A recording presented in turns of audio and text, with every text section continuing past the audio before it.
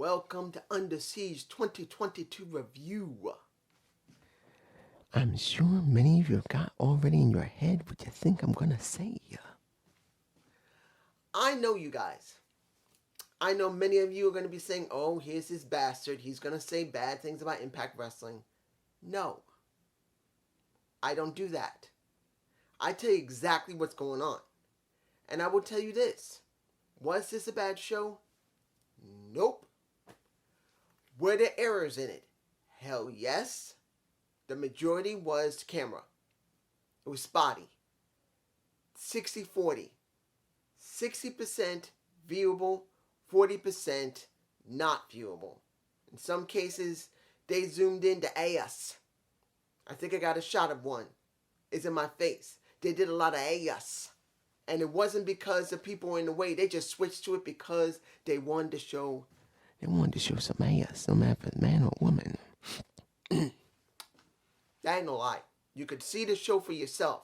You saw a lot of ass shots when they didn't even need to be even showing ass. Whoever was running the cameras wanted to look at some ass. It didn't make a difference, man or woman. They wanted to squeeze some ass. But was the show good? Yes, it was good. The matches were generally good. Yeah, once audio was really bad. That was for Moose, and I'll talk about that in a minute. But in general, you could see what was going on. The lighting was okay. The crowd was mostly enthusiastic. Not all the time, but most of the time they were pretty enthusiastic. Now, was the decisions done correctly in this show? For the storylines already going on, and for what you think would be best for the person and their character moving forward. That's what we're about to find out.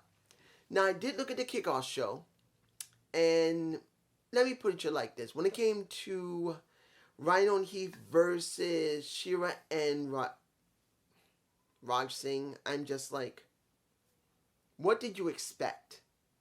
Did you actually expect Shira and Raj to job to Rhino and Heath? The Heath. I didn't expect it. After they had their moment with Violence by Design, they're done. They're not going to really do much with them. Maybe if we're lucky, they'll get some backstage segments with Heath and Rhino, maybe. But in general, I just don't see much going on with Rhino and Heath. Not because I don't like them, it's just I don't see Impact doing anything with them. So, you got Raj and Shira winning. That's supposed to go on with Gunfa. What is it? Gunjar. And that's going to go on to trying to make something with him. Now, the triple threat. I don't remember if it was going to lead to a possible X Division like number one contender or not. I don't remember. But it was Rich versus... I don't understand this. Rich, Bailey, and Dorado Kid. You know who deserves that title more than anybody right now at this point? Honestly. Dorado Kid. You know why? This guy keeps coming back to Impact Wrestling, and rarely does he ever win. I don't even remember if he's ever won the X Division. He probably has once or twice, maybe. I don't remember. You guys can tell me below if he has won it, but I don't remember. Honestly, I just don't remember. But if he has won, he's only won it once. And to be honest, at this point, they should have just gave it to him when he was dealing with Macklin. Honestly, when he dealt with Trey, when he was an afterthought, when it was Trey and Macklin, who I'll get to in a few minutes, it made no freaking sense why he shouldn't win. Because at this point, what is Rich doing? Nothing. Rich is doing nothing. Particularly, I've been told that Willie Mack has not resigned, and he said he's pretty much done with Impact Wrestling. Doesn't mean he hates it, he just wants to move on. It's understandable. Yes, he's been an X Division champion.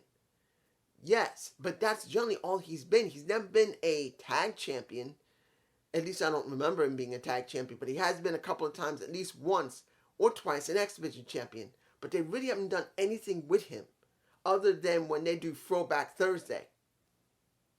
And that's the best he's ever done, which has been very entertaining, but still, if you're a wrestler, you want a little bit more than just be stuck in the X Division. I'm just saying. Now, the main card. Shaw versus Madison Rayne. Now, The thing here is that Lady Frost is still out with COVID, from what I remember. The reason I'm botching here is because of what I'm wondering. You see that Alicia is working with her, and you're going like, what is this? The tag titles are supposed to mean something for the knockouts. They brought them back because of WWE bringing them back. That's the reason we brought the knockouts tag titles back. That's the reason why they let a Tasha Steelz and Akira Hogan get the damn titles. And on top of that, one of the first times in Impact history that you had African Americans do it. Now, I'm not saying that's the most important thing, but it is the first time you got to recognize it. But the point is, you bring titles back that have not been seen for quite a while. You're supposed to make them mean something. WWE has done one thing with those titles, nothing.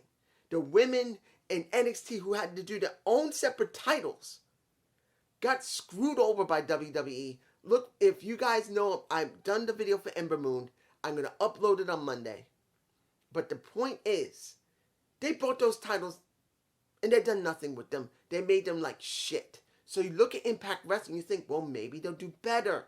Maybe they will mean it, make it mean something. Maybe they'll bring in some people from the indies to job out part of the time. Or let them do some tapings and let them be brought in. No. Now that the inspiration are gone, you know how they're treating the tag titles and the influence? The only way they even have an opportunity for a tag title match is to have Shaw have to have a singles match against Madison Rayne. Because Shaw, it's the only way to do it. Isn't that WWE style? If anyone thinks, and I know one person on my Impact review thinks, what money is Tony Khan paying me to say shit? Fuck you. And I used to like the guy, but you know what? At this point, I'm going to say it. Fuck you.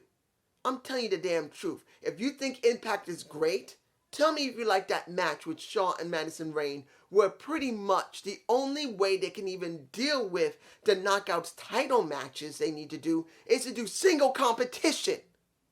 Fuck you. I'm angry that they're doing this with Shaw. I understand that Lady Frost is not there. And I'm not against Frost. I'm not against Giselle Shaw. I'm not against Madison Rayne. I am not against Tennille Dash. We're not even against Alicia Edwards. I am angry at creative. They've had months and months with the inspiration with those tapings before they said we are done. The influence when they had the titles. And then Rosemary and Havoc last year. When did you bring in more freaking women for these women to do some great work? Oh, wait. They fucking didn't. So now you're relegating the titles to the point where the only way you can actually have a title match is to have one woman face another woman. Probably next week, this coming week, you're going to have Alicia go up against Tennille Dash unless Lady Frost comes back and maybe Alicia will become a manager. I actually want to see that. I think Alicia could be a good manager. I think she should. But that's if she has anyone to manage. If it's not going to be a husband, which would have made sense, I'm just saying, you get my point. Now, Macklin versus Chris Sabin. Now, they've had gone up against each other, but in a triple threat. This is the very first time that they're having the opportunity up against one another, alone. Now, here's the thing. Guys, I like Steve Macklin. I actually like his character. I actually like him. But at this point, you have him job out to Ishii. He jobs out to Ishii. And you look at this, and it's like, I'm like, why? I gotta look at my notes because it frustrates me. I'm like, what is the point of Sabin winning? Because I honestly forgot. Because it made me angry to see that, what are they doing with Sabin, and what are they doing with Macklin? Sabin should be Eddie Edwards' position in Honor No More. I've said it before. I say it again. You look at the difference between Eddie Edwards and a Chris Sabin. Chris Sabin has been there literally to the point where the doors were open and he practically was there.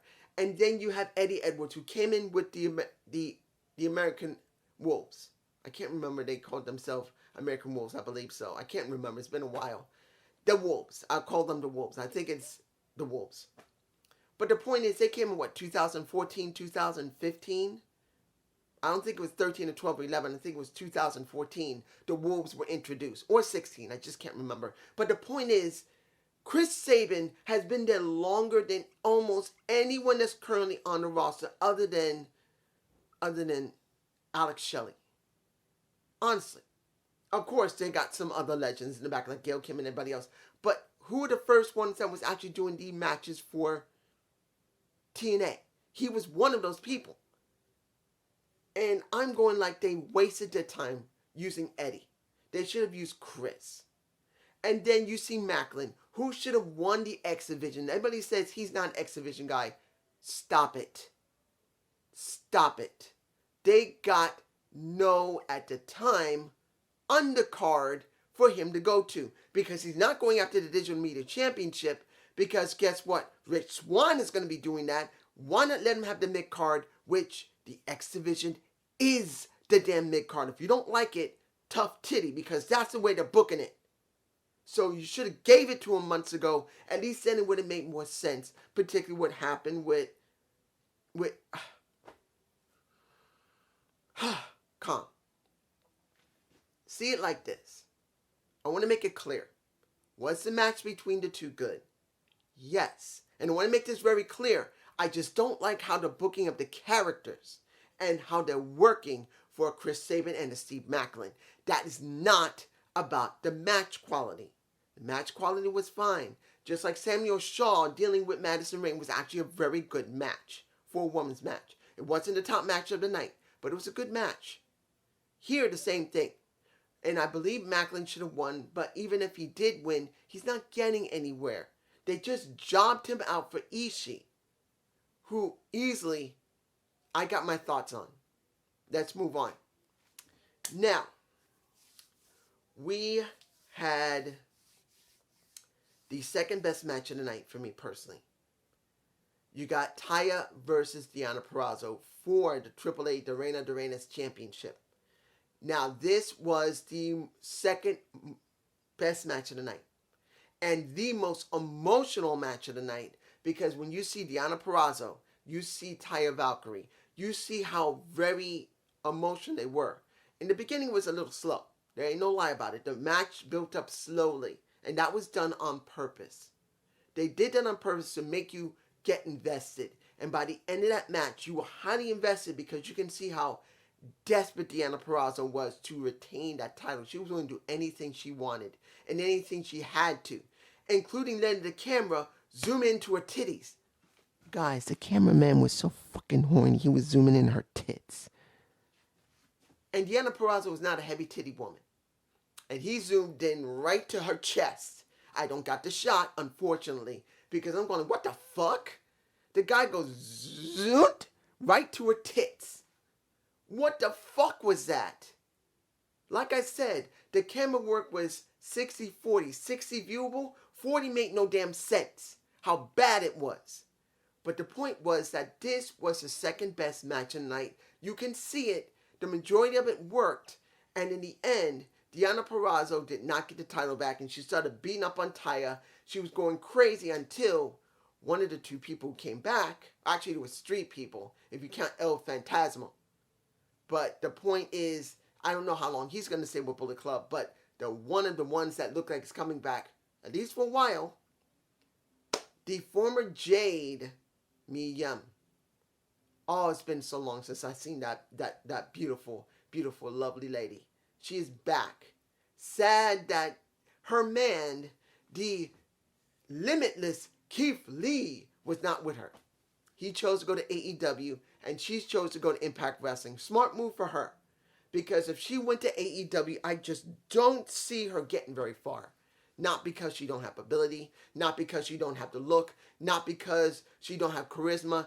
It's just that the women that are there are not being booked correctly. Look at the Japanese women wrestlers. Honestly, They're not always being booked correctly. Everybody keeps saying, oh, things have gotten better for the women. For the women that are coming in that have gotten a lot of press, like a Tony Storm. I'm sorry. She's going to have more press than a Mia Bien, who spent the majority of her time on NXT and then going to the main roster and looking like crap for what little time she did before they flew in catering and then flew her home. Because her husband almost died. Well, her fiance at the time. Her husband almost died because of COVID complication. Booker T, you stupid bastard, that you should have looked up why he could not be there. For you opening your damn mouth saying you need to understand that you gotta man up and take getting sick a little bit. Really, the guy's heart almost ended himself. You know what I mean? Inflammation of the heart. That usually ends your fucking life, you stupid motherfucker, Booker T. I don't care if you're a damn legend. I don't care if you worked your ass off, which you did. I don't care that you almost ended up in jail for the rest of your life, which you spent a couple of years in jail and you straightened your ass out. And I commend him for that. But it doesn't change the fact that he's a stupid motherfucker for opening his mouth without checking first. But anyway, unfortunately, Keith Lee is there. She's here. Good. Because at least she's going to get a better shine. But hopefully, this still comes down to booking. If everybody's excited that Mia Yim is back, I can understand it. I love my Mia Yim. But I am still wary about I don't trust creative. I'm sorry. If they didn't bring any damn women in to actually book so the tag titles for the knockouts look good, how do you think it's going to be for Mia Yim? Think about it for a minute before you open your mouths. Now, mind you, you got the right to say whatever you're going to say below. I know you will, and I want you to. But think about it for a minute. Because if Mia Yim is not going to get booked right, if she's signed or not, if she's just doing tapings or if she's signed, I'm sure she's not going to be very happy about that. I'm just saying. Next, Ace Austin versus Trey Miguel. Ace is going to the Super Junior tournament in New Japan Pro Wrestling. Did you actually think he's going to job? No, he wasn't. Now, here's the question. And the match was very good. But there's two questions here, actually. Not one, but two. For Trey Miguel, how can I say this? Because I'm not trying to be disrespectful to him, because since his mother passed away, he hasn't been himself. You could tell when he's wrestling, there's something he's off. He's a little bit more aggressive than he normally is. You can tell that, you can feel it. And you can tell from the way he's working in the ring that he is not right exactly. For me personally, I could be wrong. You guys could say he looks fine. But his mother's passed away. And I feel, or his grandmother, mother or grandmother, I think his grandmother or his mother has passed away. I can't remember which one or both. I'm really sorry for him losing his parent. But when you see him, he just doesn't look exactly right. And then he jobs to give the title to Ace Austin. Now the question's going to be, for Trey, what are they going to do with him? Because they got to do something with him. I don't want to keep seeing him in the X Division without something to do. Particularly that for years, he has never beaten Ace in a straight out one-on-one. It's never happened. And I've said this multiple times. He had one shot to really make that title mean something for himself and for the fans. And that was at least a year and a half ago when they had that feud where he should have won against him. When things were built up, when he was being annoyed by Sami Callihan. I feel it should be something important, but they didn't pull the trigger. So now we got a question, what are they going to do with him? And then you got Mike Bailey. Is this still going to be about Mike Bailey? Is this going to be about Mike Bailey? Or is it still Trey dealing with Ace Austin once he comes back from the Super Junior tournament from New Japan Pro Wrestling? It better be about Mike Bailey and not about Trey, because Mike Bailey seems like a better choice than Trey. Even though Trey didn't win here, Mike Bailey didn't win, the question's going to be, what's it going to be? I'm just saying. Now, I got to say this about Honor No More versus Bullet Club. I didn't care. Now, mind you, I don't hate Bullet Club and I don't hate Honor No More. But a 10-man tag, you know what would have been better? One or two things. Either a full Metal Mayhem match, which we had one in November, which was Moose and Eddie Edwards. So I don't believe that would have worked, but I would understand if they had done it because it's a 10-man. It would have been something. But I believe the best option would have been a lockdown match. A lethal lockdown match that has not been seen since 2016. And who was it? The Dollhouse going up against, I believe, Gail Kim and, I had to look it up and I'm trying to remember. I think it was Gail Kim and Velvet Sky. That would have been more better for them, but that means they would need to have the close the show. But that would make more better sense than a 10-man tag. It wasn't the fact that 10-man tag was bad. It just feels like it needed to be more than just a 10-man tag. And Honor No More won, but it really doesn't mean anything, even though Mike Bennett gets the pin. And it's good to see that it was done, and in particular, it was on El Phantasmo. But the point is, it feels like they need something more to go with this feud against Bullet Club. I truly feel like a lockdown match would be the wisest thing to do. A lethal lockdown match, I'm just saying. Now, the Knockouts women's, well, I don't need to say women, just the Knockouts title match. Havoc versus a Tasha Steelz. Now, I got to say this about Havoc. I haven't said it much, but when you look at Havoc, you're going like, on her arm, she has the most darkest ass tat that I've ever seen. What ink was she using? It looks like it could be maybe tribal. I don't know. Because it's so dark on her arm.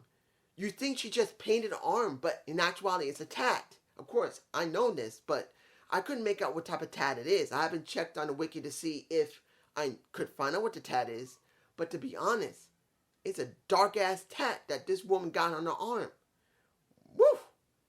Because it looked awkward going against Tasha. Now, when you see the match between her and Tasha, good match, but not the best match of the night.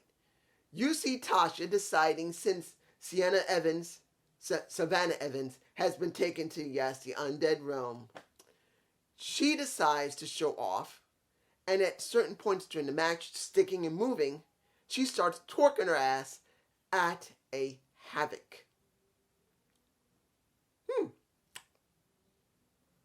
I don't know if I got a shot of it. It's going to be one of the few shots I'm putting in here because I want to get this up as quickly as possible. Seeing this woman twerk her ass off multiple times in Havoc's face was funny. But here's the thing. And I'm not being insulting to a Tasha Steelz. She's a beautiful woman. But damn it, woman, you got no ass.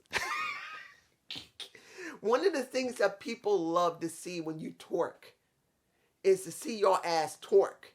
And to be honest, they ain't that much of an ass. I don't got much of an ass, and she don't got much of an ass. It's our genes.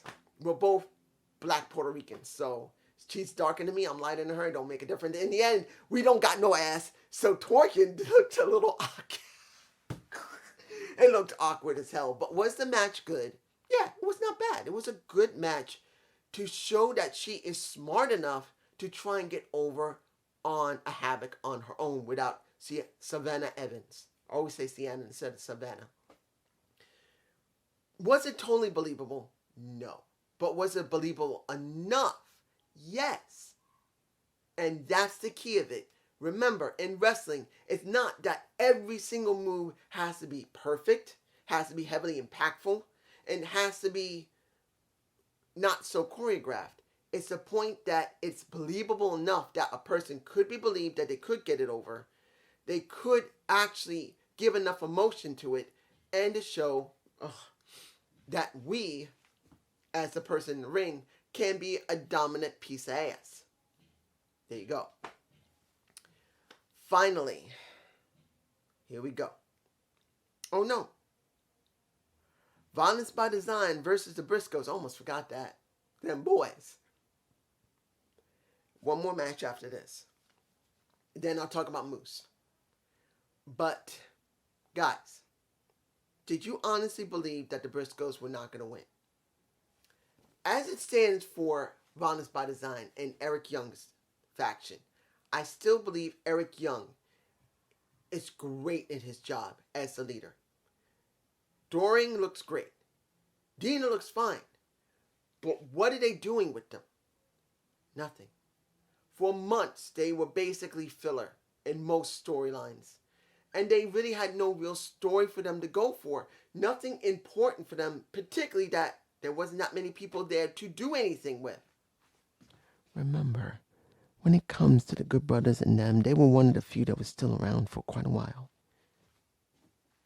Let's be honest. The Good Brothers and pretty much Violence by Design were only few things that were still left on the show as factions. Yes, the Bullet Club was there, but then they didn't really go anywhere because they should have allowed Hikuleo and the Chris Bay become tag champions. That could have helped, but they chose not to. Or at least Chris Bay and El Fantasmo. Oh, that's right. That didn't help either because he wasn't there either for very long. So they have very few people for them to work with. So they basically were floating. So now with a lot of good people there, they don't got no story. They got no real interest. So them winning those titles away from the Good Brothers, really, it was necessary because they needed new blood there. And now the Briscoes are that new blood for whatever amount of time they're going to stay. Either they're signed or they're just doing tapings. Either way, it's a breath of fresh air seeing them boys in that position. But the question I pose now to you guys, do you believe they'll book them correctly? Whether they're doing some tapings for the next couple of months or they're actually signed and they're going to stay in Impact for a while because ROH is no longer in existence, the question's going to be, what are they going to do with them? Will they book them? That's the biggest question. They are the most strongest ones there. They're highly important. They have made a very strong name for themselves, and they better book them correctly. Because if they book the Briscoes badly, I am telling you right now, people are going to get so freaking mad. They'll get mad at Impact Wrestling if they don't book these guys good. So let's hope they can. Now, one more thing before the final match of the night. The War. That is Moose coming out, angry as hell, that he doesn't regret what he's done for the last 6 months at least. That it's unfair that Josh had 6 months to prepare for him and he only had 5 days. And he blames everybody for what had happened. And then finally we get the improved of whoever it is. And we generally knew it had to be someone that we've known. It was, many people speculated it might have been Sami Callihan. And it was. After his leg got broke by Moose, he comes back and hits him with a bat. And he says he's back Impact Wrestling. Thumbs up, thumbs down, we got him back. Now, here's the thing.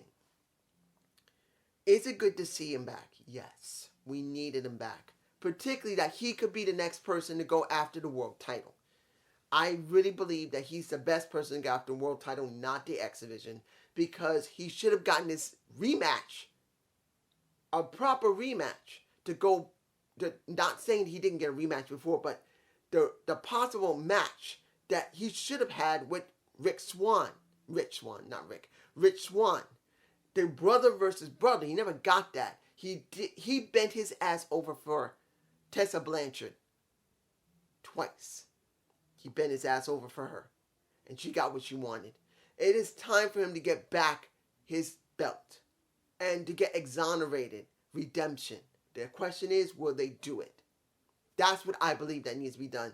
And if he could have a match with Rick Swann, brother versus brother, that actually would be really good for me personally. Because they made it very clear. These two really love each other like family. And they could have made a real story, but they didn't do it. I'm just saying. Finally, the War. Tomohiro Ishii versus he's in my face. For anybody who hates him, here's your obligatory shot of him. Enjoy seeing his smile. I don't personally care if you like him or not. This is what you get.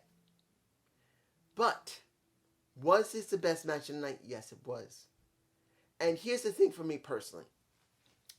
I knew that there was no general way that he was going to lose. He should last at least a bit of a time, and that is Josh Alexander. But I wasn't, well, how can I put this? Would Tomohiro Ishii upset me if he won? No. In fact, I don't remember because, look, I've only been watching Impact Wrestling since 2000, roughly halfway into 2010 until now. 12 years, or 11 and a half, you want to make it clear. Before 2010, I didn't have cable. I know that sounds crazy, but when you had a whole bunch of bills to pay, you got to pay student loans back, particularly that most of my money was taken for student loans because of my ex, and they had to try and get it back, and then it went away anyway, and child support, and pretty much credit card debt. I had to make a sacrifice. So for many years, I had no cable. No cable at all. Not until 2010 when I got cable internet did I have cable. Between that time, I had TV antenna and DVDs to look at. And I had to make sure whatever I could afford of those DVDs. But anyway, was this a great match? Yes. Did I think Tomohiro Ishii could win? Yes, because the story was that damn good. And to be honest, if he had won, it would have been a change of pace. I don't know if there's been any Japanese champions for Impact / TNA. There possibly has been. I don't know. But for me personally, to see Tomohiro Ishii win actually would have been a nice change. Now, mind you, would it increase the ratings to Impact Wrestling? No. I don't think so, because I just don't see Tomohiro Ishii being booked correctly. It's not that he can't speak English. It's that Impact Wrestling may not be able to understand how to book him, because they act a lot like WWE. Not that they don't treat Japanese wrestlers with respect in Impact Wrestling. They do way better than WWE ever did, because they had a lot of people over there that were Japanese wrestlers that have been treated like crap. Even Asuka at this point has been treated like crap. Not saying she doesn't like doing what she does now, but she wasn't treated right. What happened with Charlotte at WrestleMania, that was bullshit. She shouldn't have a job. She should have a job to Charlotte. But the point is, I just don't see them booking him correctly. Now, could they learn to book him correctly? Yes. If Tomohiro Ishii stays, and I wish he would stay in Impact Wrestling, and they do something with him, and not that I don't know if he stays. He may only jump from New Japan Pro Strong, I think he's on there, I haven't seen it, to AEW, which he has done. He's jumped back and forth from AEW to here. So I'm hoping, and New Japan Pro Wrestling, I'm hoping he stays around longer than just 1 or 2 appearances. I want to see him continue wrestle in Impact Wrestling, and then eventually get a shot at that title. I don't want to see him have the X Division. I want to see him have a world title. He's a legend. He deserves a title with prestige. But it's just me. And basically, when the ending was, it was very good. Now, if anyone doesn't like the ending because how Josh won, here he is in my face again. Eat it. You don't like it? Not my problem. Now it's gone. I don't care if you don't like it. Josh is the current champion. Is he a transitional champion? I don't know. He might be. And if he is or isn't, he has earned what he's got. He has. How long Impact, remember, Impact will book him for as long as they believe is necessary. That's going to be the question. So if you have not seen Under Siege, watch it. You will like it. Yes, 40% of the camera work acts stupid. Particularly they started shooting ass shots and zooming in crazy. But still, you still see enough that you can enjoy it. Have a good day. Have a good night. Peace.